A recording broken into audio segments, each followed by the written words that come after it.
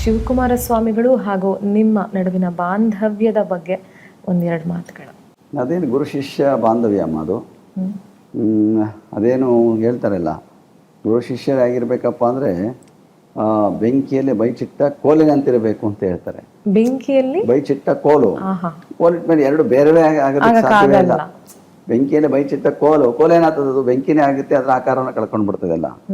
ಹಂಗೆ ಗುರುವಿನ ಸನ್ನಿಧಿಯಲ್ಲಿ ಇರಬೇಕು. ಅವರ ಆಶೀರ್ವಾದ ಒಂದಿದ್ರೆ ಏನೆಲ್ಲವನ್ನು ಮಾಡೋದಕ್ಕೆ ಸಾಧ್ಯ ಆಗಿರುವಂಥದ್ದು. ಅದನ್ನು ಪಡ್ಕೊಳ್ಬೇಕಾದ್ರೆ ಮುಖ್ಯವಾಗಿ ಅವರ ಸೇವೆ, ಅವರ ಕರುಣೆ, ಅನುಗ್ರಹ ಇದು ಪಡ್ಕೊಳ್ಬೇಕಾಗಿರುವಂಥದ್ದು. ಅದು ಅವರ ಅನುಗ್ರಹ, ಅವರ ಕರುಣೆ ಇದ್ದರೆ ಏನೆಲ್ಲ ಆಗೋದಕ್ಕೆ ಸಾಧ್ಯ ಆಗ್ತದೆ. ಇದೊಂದು ಉದಾಹರಣೆ ಆಗಿರುವಂಥದ್ದು. ಇವುಗಳ ಸಾಕಷ್ಟು ವಿಚಾರಗಳನ್ನು ನಮಗೆ ತಿಳಿಸ್ಕೊಟ್ಟಿದ್ದೀರಿ. ನಮ್ಮ ಹೆಜ್ಜೆ ಗುರುತು ಕಾರ್ಯಕ್ರಮದ ಬಗ್ಗೆ ಏನು ಹೇಳ್ತೀರಿ? ನೋಡಮ್ಮ, ನನ್ನ ಹೆಜ್ಜೆ ಗುರುತು ಯಾವುದೂ ಇಲ್ಲ. ನೀವು ತಿಳ್ಕೊಳ್ಳಿ, ನಾನಿರೋದು ಹೇಗೆ ಗೊತ್ತಾ? ಈ ಶರಣರೇ ಒಂದು ಮಾತು ಹೇಳ್ತಾರೆ, ಮರದ ನೆರಳಲ್ಲಿದ್ದು ತನ್ನ ನೆರಳನ್ನು ನಡೆಸಬಹುದೇ ಅಂತ ಕೇಳ್ತಾರೆ. ನಾವಿರೋದೇ ಮರದ ನೆರಳಲ್ಲಿ, ಮತ್ತೆ ನಮ್ಮ ನೆರಳಲ್ಲಿ ಕಾಣಕ್ಕೆ ಸಾಧ್ಯ ಆಗ್ತದೆ? ನಾವು ಇರುವಂತಹದ್ದೇ ಶಿವಕುಮಾರ ಮಹಾಶಿವರವರು ನೆರಳಲ್ಲಿ ಇದ್ಬಿಟ್ಟ ಮೇಲೆ ನಮ್ಮ ನೆರಳು ಕಾಣೋದಕ್ಕೆ ಸಾಧ್ಯವೇ ಇಲ್ಲ, ಅದರೊಳಗೆ ಬರೋಕ್ಕೆ ಸಾಧ್ಯ ಇಲ್ಲ. ಅದರಿಂದ ನಮ್ಮ ಹೆಜ್ಜೆ ಗುರುತು ಮಾಡೋದಕ್ಕೆ ಸಾಧ್ಯ ಇಲ್ಲ.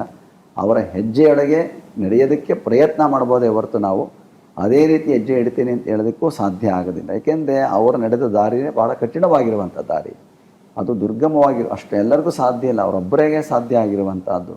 ಅವರ ದಿನಚರಿ ಇರ್ಬೋದು, ಅವರ ಆಚಾರ ವಿಚಾರ ಇರ್ಬೋದು, ಅವೆಲ್ಲವೂ ಕೂಡ ಇನ್ನೊಬ್ಬರನ್ನ ಉದಾಹರಣೆ ಮಾಡೋದು ತೋರಿಸೋದಕ್ಕೆ ಸಾಧ್ಯ ಇಲ್ಲ, ಅದು ಯಾವುದೂ ಕೂಡ. ಅದರಿಂದ ನಮ್ಮ ಹೆಜ್ಜೆ ಮೂಡಿಸೋದಕ್ಕೆ ಸಾಧ್ಯವೇ ಇಲ್ಲ. ಮೊದಲನೇದಾಗಿ ಅವರ ನೆರಳಿನಲ್ಲಿ ನಾವು ನಡೀತಾ ಇರೋದ್ರಿಂದ ನಮ್ಮ ನೆರಳನ್ನು ಅರಸೋದಕ್ಕೂ ಕೂಡ ಮೊದಲೇ ಸಾಧ್ಯ ಇಲ್ಲ. ಅವರ ಆಶೀರ್ವಾದದಿಂದ ನಾವು ನಡ್ಕೊಂಡು ಹೋಗ್ಬೇಕೆ ಹೊರತು ಬೇರೆ ಏನಿಲ್ಲ. ಆ ದಿನಚರಿ ಹೇಗಿತ್ತು ಗುರುಗಳೇ? ಯಾವುದು? ಪೂಜ್ಯರದು. ಮತ್ತೆ ನಿಮ್ಮ ದಿನಚರಿನೂ? ನಮ್ಮ ದಿನಚರಿ ಬಿಡಿ ವ್ಯತ್ಯಾಸ ಇದೆ. ಆ ದಿನ ನಾನು ಹೇಳಿದ್ನಲ್ಲ, ಅವ್ರನ್ನ ಅನುಸರಿಸಕ್ ಸಾಧ್ಯವೇ ಇಲ್ಲ ನಾವು ಅಂತ ಹೇಳ್ತಾ ಇದ್ದೀನಿಲ್ಲ. ಅವ್ರ ದಿನಚರಿನ ಇವತ್ತಿಗೂ ಅನುಸರಿಸಕ್ ಆಗೋದಿಲ್ಲ ಯಾರೂ. ಅವ್ರು ಅಷ್ಟು ಶಿಸ್ತು, ಅಷ್ಟು ಆಚಾರ ಅವ್ರದ್ದು.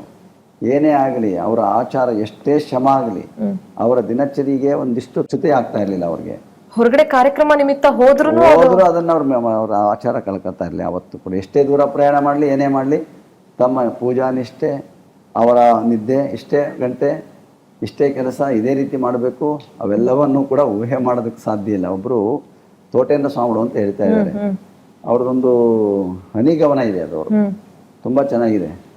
ಸಿದ್ಧಗಂಗಾಶ್ರೀ ದೇಹ ಹಣ್ಣಾಗಿ ಬಾಗಿದ್ದರೂ ಯುವಕರನ್ನು ನಾಟಿಸುವುದು ಅವರ ದಿನಚರಿ, ಅವರ ಕಾಯಕ, ಅವರ ದಾಸೋಹ. ಅವರು ಜಗತ್ತಿನ ಅಚ್ಚರಿಯೇ ಮಾತನ್ನ ಅವರು ಹೇಳಿರುವಂತಹ ಅವ್ರ ಹಾಗೆ ಅವರು ಜಗತ್ತಿನ ಒಂದು ಅಚ್ಚರಿಯೇ ಹೊರತು ಬೇರೆ ಏನು ಮಾಡೋದಕ್ಕೆ ಸಾಧ್ಯ ಆಗೋದಿಲ್ಲ. ಅವರ ದಿನಚರಿ ಇವತ್ತು ಊಹೆ ಮಾಡೋದಕ್ಕೆ ಸಾಧ್ಯ ಇಲ್ಲ. ಅದು ಅವರ ಬೆಳಗ್ಗೆ 2:30 ಶುರುವಾದರೆ ಇಂದ ರಾತ್ರಿ 10:30 11 ಗಂಟೆವರೆಗೂ ಕೂಡ ಅದು ನಿರಂತರವಾಗಿ ನಡ್ಕೊಂಡು ಬರ್ತಾ ಇತ್ತು. ಅವ್ರಿಗೆ ವಿಶ್ರಾಂತಿ ಅಂದ್ರೆ ಏನಪ್ಪಾ ಅಂದ್ರೆ, ಇದೊಂದು ಓದ್ತಾ ಇದ್ದೀನಿ ಬಿಟ್ಟು ಬರೆಯೋದೊಂದು ಕೆಲಸ, ಈ ಬರೆಯೋದು ಬಿಟ್ಟು ಅಲ್ಲಿನ ಒಂದು ಕೆಲಸಕ್ಕೆ ಹೋಗ್ತೀನಿ, ಅದೊಂದು ಬೇರೆ. ಅದೇ ವಿಶ್ರಾಂತಿನೇ ಹೊರತು ಅವ್ರಿಗೆ ಒಂದು ಕೆಲಸದಿಂದ ಮತ್ತೊಂದು ಕೆಲಸ ಮಾಡೋದು ವಿಶ್ರಾಂತಿ. ನಮ್ಗೆ ಹಂಗಲ್ಲ, ಸ್ವಲ್ಪ ಏನಾದ್ರೂ ಆಯಾಸ ಬಂದು ನಿದ್ದೆ ಮಾಡೋದೇ ನಮ್ಗೆ ವಿಶ್ರಾಂತಿ ಅಂತ ನಮ್ಮ ಭಾವನೆ ಇರ್ತದೆ. ಆದರೆ ಅವರ ವಿಶ್ರಾಂತಿಯ ಲೆಕ್ಕವೇ ಬೇರೆ ಆಗಿರುವಂತಹದ್ದು. ಮತ್ತೆ ಎಷ್ಟೇ ಶ್ರಮ ಆಗಲಿ, ಎಷ್ಟೊತ್ತಾಗಲೂ ಕೂಡ ಅವರು ಪೂಜಾ ನಿಷ್ಠೆ, ಅವರ ಲಿಂಗ ಪೂಜಾ ನಿಷ್ಠೆಯನ್ನ ನಾವು ಇಂದೂ ಕಾಣಕ್ಕೆ ಸಾಧ್ಯ ಇಲ್ಲ. ಬೆಳಗಿನ ಜಾವ ಪೂಜೆ ಇದೆ, ಸುಪ್ರಭಾತ ಸಮಯದಲ್ಲಿ ಅರ್ತಿಯಲ್ಲಿ ಲಿಂಗವನ್ನು ನೆನೆಯಬೇಕು ಅನ್ನುವ ಮಾತಿದೆ. ಆ ರೀತಿಯಲ್ಲಿ ಅವರು ಬೆಳಗಿನ ಪ್ರಾತಃ ಕಾಲದ ಪೂಜೆಯನ್ನು, ಅವರ ಪ್ರಸಾದ ನಿಷ್ಠೆಯನ್ನು ಅವರು ನಿತ್ಯವೂ ಅದನ್ನು ಆಚರಣೆ ಮಾಡ್ಕೊಂಡು ಬಂದಂತ. ಕೊನೆಯ 1-2 ವರ್ಷ ಬಿಟ್ಟರೆ ಅವರ ಅವರ ಜೀವಿತಾವಧಿಯಲ್ಲಿ ಇದನ್ನು ನಿರಂತರವಾಗಿ ನಡೆಸ್ಕೊಂಡು ಬಂದಂತಹ ಅವರು ಪರಮ ಪೂಜ್ಯ ಶಿವಕುಮಾರ ಮಹಾಸ್ವಾಮಿಗಳವರೊಬ್ಬರೇ.